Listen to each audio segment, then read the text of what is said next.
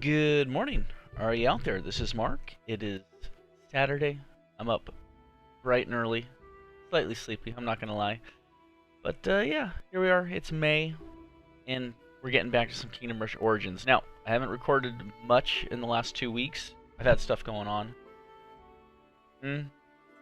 I got fresh coffee, though. That's delicious. Let me turn this down a little bit so I can hear myself think. What did I get up to? So, upon the recommendation of a variety of people, I think like Real Morgan, Viennois, X-Fear Boy, Shadow 1923, a lot of folks chimed in and were like, hey, you can do impossible mode? And I'm like, huh? They're like, yeah, impossible mode. After you beat the campaign, you can go from veteran to impossible mode. Because obviously on this channel, and pretty much all the channels out there that do Kingdom Rush, all the rushers, you play like, as hard as you can, for your capabilities. And so yeah, that's what I did.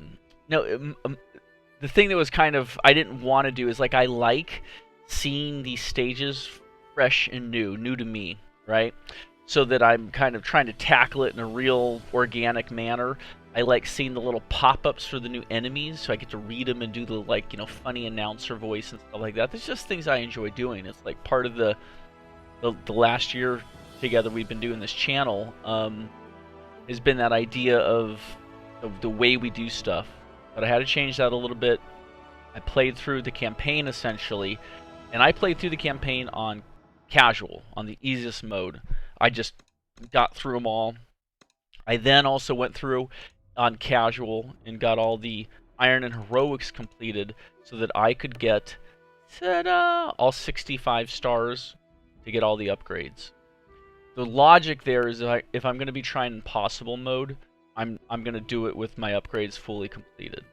Now, the only bummer there is at some point, I'm probably realistically going to have to go back and talk about some of these cool upgrades and stuff. I always mention them as I used to get them, but you can see this kind of threw a monkey wrench in the normal mechanics of the game. But to be fair, ultimately, if I played through this far on, say, veteran mode, and then went back and did them all again on impossible mode, that's asking way too much of folks. I mean, just a handful of people really watch the show, but I wouldn't want to have to have them watch me double up on these. That's not that cool. So it's a little out of whack. But fingers crossed this will work. I know when I get to Kingdom Rush Vengeance, which I may actually play in parallel to this, it's gonna be the same sort of thing. But I think I'll play through this a little bit here, do a few episodes of Kingdom Rush Origins on Impossible before I tackle Vengeance. Because if I do Vengeance, I'm gonna probably have to jump in, do whatever it takes to get to impossible mode. I'm assuming play through the campaign again, and maybe on that get all the stars as well, if there are stars. I honestly don't know anything about that. So, that being said, here we are. I'm sleepy. Yeah, we'll see what it looks like. So I think I had already done the first 2 stages on. Oh, there it is. Awesome. I done the first 2 stages on veteran mode. We'll get back to them on impossible. I'm curious how impossible is. Does anyone know? You guys know. Let's find out though. Gray Ravens. Yeah, we'll just dip in real quick, see if we can just punch through that. Because I wouldn't want to do them out of order. That's the other thing. It's like, oh, I've done it on veteran, how to make people, but it's only 2 episodes. So I'm gonna make you rewatch Gray Ravens and the bridge one. The Heights, or whatever it's called. The Straits, the Heights. Yeah, let's do that. And then the show will be as normal as possible, where we're going from the beginning to the end, and then we're going to hit some heroics and irons along the way. Build up heroes.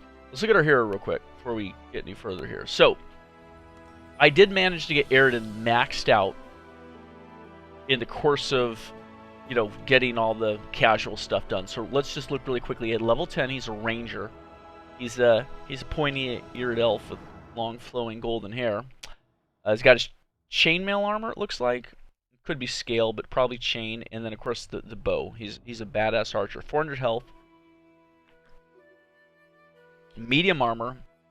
He does the 15 to 23 points of damage I assume that's with the bow. I know he fights melee. I've never quite been able to follow. Actually, maybe he does have a separate ranged attack because that's his sword symbol, not his ranged bow symbol. Which, you really think they would show you the ranged bow symbol, but here, let's just see. Is anyone else? Yeah, see? There's Katha. Katha? She has a bow symbol for ranged attack, but Aerodin doesn't. So I don't know. And then the average speed thing. Oh my lord, I need to watch Vodic's video on that. I've said it like 3 times. I need to watch it. I need to know. Okay, let's go on real quick. We'll just look at his specials. Arrow volley. Maxes out. Shoots 9 arrow volleys in quick succession, targeting enemies in range. Yeah. Porcupine. Deals 3 bonus damage, up to a maximum of 9 for each consecutive arrow on the same target. So 9, 3, 6, 9. I'm guessing. 3 bonus damage up to, yeah. They don't really tell you what the progress is, but I'm pretty sure it's 3, 6, 9. So I'm assuming that's how it'll hit. So if you're shooting a big toughie, one of the big knoll guys, the knoll gnawers, that can take, it'll max and max and max. I wonder if the first bonus 3 applies on the first shot or only on the second shot. So the first shot is normal damage, then the second shot on the same target gets a +3, then the third shot gets a +6, then the fourth shot gets a +9. I don't know how you'd figure that out. Short of the programmers telling you that. I don't know. Nimble Fencer gives Aerodin a 60% chance of dodging and countering melee attacks for 20 to 40 damage. 60% is very high. It's almost 2/3. That's nice. In melee, it must mean it keeps him alive pretty well with his medium armor stacked on top. Double Strike. Executes a twin-bladed special attack dealing 100 to 200 damage. Okay, it's just a big chunk of damage, so it doesn't specify true damage. And finally, Aerostorm, the big one. This is his 3-button option, where you call it down wherever you want on the screen. Blankets a wide area with a volley of 25 arrows, each dealing 60 damage. That's a truckload. Wow. Now, obviously, each individual arrow is not an area attack. It only does a single point of damage. I think some can hit the ground. But if you just go 10 times 60 is 600, times 2 is 1200, plus a half of 600 for the remaining 5. 1500 damage? Yeah, that's not as significant. At any rate, let's just listen to Aerodin real quick. You have my bow. You have my bow. It's like Orlando Bloom. Stone. You have my bow. Let's jump to Arvin, though. He's who I'm working up right now. Arvin is a level 9 elementalist with only 235 health. He's a weaky weak. No armor. His magical ranged attack does 18 to 54 damage, which is 54 is pretty high. Slow rate of fire. He's an elf. He's got the pointies, right? Little pointy ears. He's got cool anime hair. Like it's like mine. Just different color. You get it. And he's an elementalist. So right now Arvin's rocking Seal of Fire. Shoots not seal like as in or like a circus seal. Not like sill like a window sill. Right? Seal like as in I don't know what a Seal of Fire is. Huh. Maybe it is the shoots 6 fireballs that deal 20 to 40 area damage. So that's actually pretty cool because it is area. So if he launches those into a cluster of enemies, you're going to chew them up really well. Lightning Rod. Casts a highly concentrated lightning bolt that deals 180 to 340 true damage. That's nice. That's a lot. I don't know what the rate of repeats on these are. Icy Prison. Freezes an enemy in place for 6 seconds, dealing 65 frost damage. The damage is a little low, but the 6 seconds is nice. And finally, Stone Dance. Summons 3 stone shields to protect Arvin from a total of 105 damage. So obviously that helps keep him alive. Finally, his number 3 special attack is the Elemental Storm. All tornado effects are improved and area damage is increased to 500 over 10 seconds. So that would be if I took it to the final level. I'm not there yet. But yeah, it slows.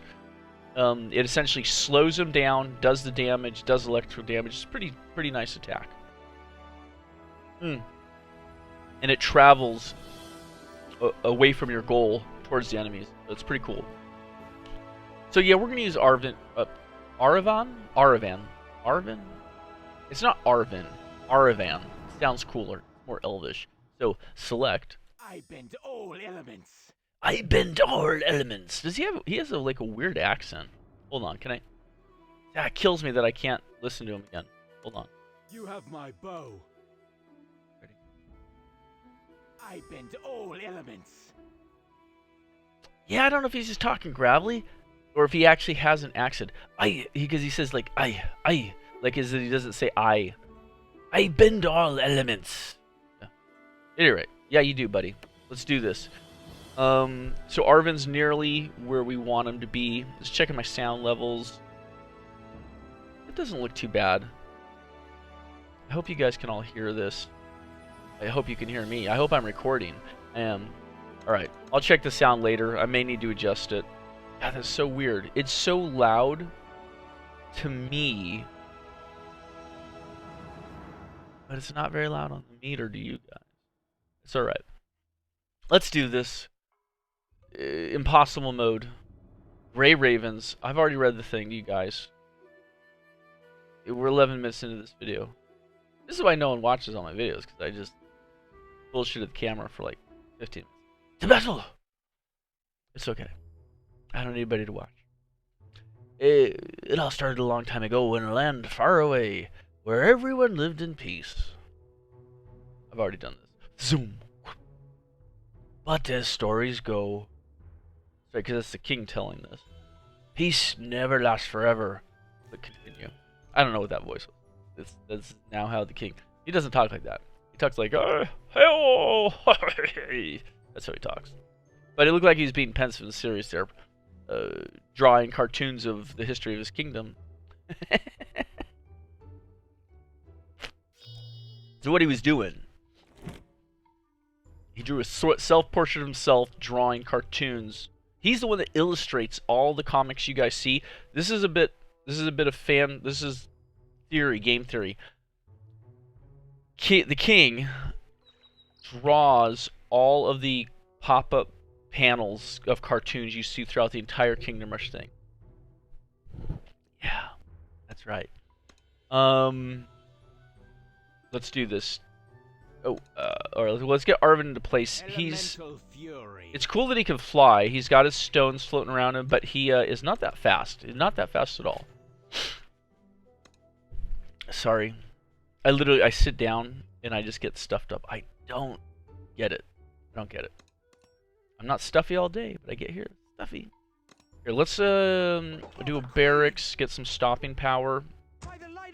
I don't think there are any flying enemies on this stage, so we're going to save up and we're going to go for another Druid Stone Circle. Alright? Oh boy, we don't even get our 1, 2, 3 yet. We got to go through a couple stages here, so we are at the beginning. Now, these Null Reavers are rocking 80 health, doing 4 to 7 melee damage. Now, this is Impossible mode. Now, this is the first stage. We'll see how tough it is. Having Arvin at level 9 should really help us out. That Stone Circle is rather weak with the 8 to 14 damage, though. It doesn't do much. We can't unlock it either. Here we go. Here's our second Stone Circle.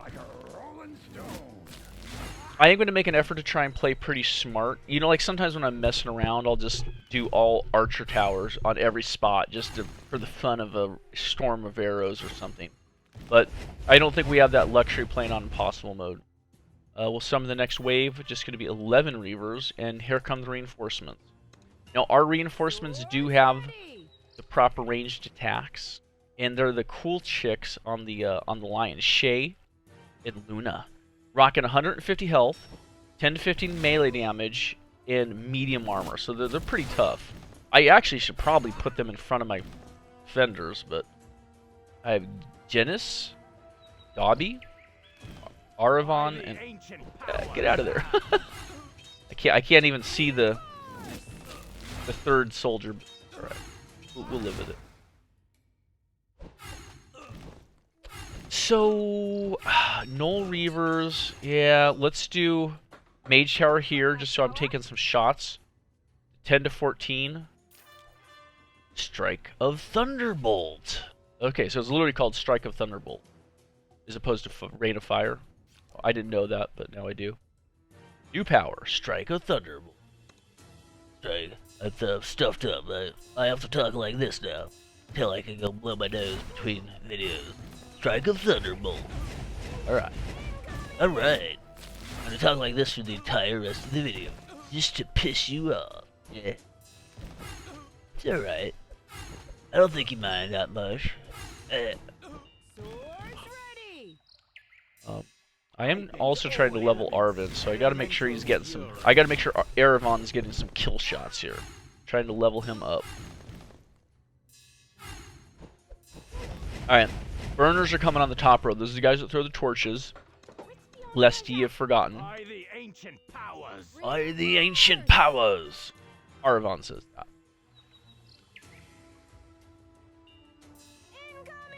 Incoming! So some of the cat ladies have little helmets, leaf helmets, and some of course just have their golden hair. I think some of them have white hair, some of them have golden hair.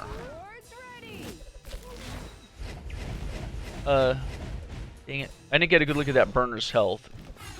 Do the health of the enemies go up, their damage and their health, when you play on progressively harder modes? I was playing on veteran before, so I don't know that they're that much tougher. The numbers might be higher, but I've never tracked it that well.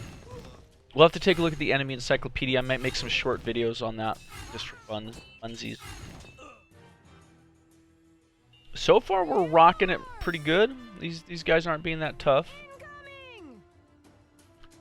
I know Vienwa was like, dude, the early stages are really easy. Are you gonna like should double them up on videos? No, I'm not gonna probably double them up because I don't think anyone wants to watch 40 minutes of an easy stage. But we'll just get through them. We'll just push through. Sorry, man. It's sound advice, but with all the bullshitting I do, it's not that quick to get through them. So. Here we go. Null Burners rocking 95 health, 10 to 15 damage, not unlike the... Well, yeah, it is stronger than Null's, plus it's ranged attack. No armor on either of them, though, which makes the Mage Towers kind of superfluous. However, since I can't improve them, if I did Archer Towers here, it would just be less damage output. I would have to have them get through my choke point for any of these towers to do any good, which I don't want to do. Arvan is pretty tough with his little floating boulders, though. An enemy really has to get to him before they can break through that defense. So you won't see Arvan's health go down much most of the time. His health will stay maxed out until he's really being overwhelmed. I've noticed that. Playing on casual mode, like a champ. Yeah, playing on casual mode, kids. Yeah, that's the true test of a man. Casual mode. But playing on impossible mode is the test of a person. Yeah. Can't improve any of these. Yeah. There's not really that much to do with all the money at this point. We'll just backfill here. This is the final wave. So even on impossible mode, this is ridiculously simple. I haven't even had to use the twister. Well, I guess we just used the twister just to see it. There it goes. So it lasts for quite a while. You can see it's got fire, obviously air in there, a bit of electricity. I don't think there's dirt in it. Maybe. Maybe it's got dirt. Victory, 3 stars, continue. And then I'm just going to check one more time here. Yeah, that's the impossible guy with the crazy hair. Okay, we did it. Sweet. Well, that's a 20-minute video. Sorry for all the exposition at the beginning. I just wanted to kind of tell you guys where I was at here. Welcome to May. Welcome to the new game. Happy Mother's Day to any mothers out there. I don't think my mom watches this channel. I don't think she knows it exists, which is okay. But you take care of yourself.